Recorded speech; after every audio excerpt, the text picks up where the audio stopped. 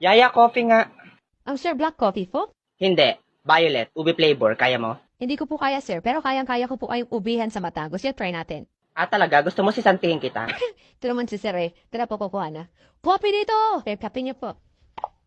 Anong lasa niyan? Siyempre, lasang kape, alam mo naman lasang milk tea. Alam kong lasang kape yan. Ang tinatanong ko, masarap ba yan? Bobo! Talaga, Bobo, sino sa atin ang hindi nakapagtapos ng pag-aaral at sino sa atin ang hindi man lang nakatungtong ng high school? Di ba ikaw? O ay, sino ba sa atin ang amo? Di ba ako? Sino ang katulo? Di ba ikaw? O para sa pa yung pag-aaral mo? Sus, kaya lang naman naging mayaman dahil mayaman yung pamilya. Bobo naman. Tapos kurakot pa sa kumpanya, tapos ko-rape. Yaya, naririnig kita! Buti naman. Lumayas ka sa harapan ko, baka mapatay kita. Okay.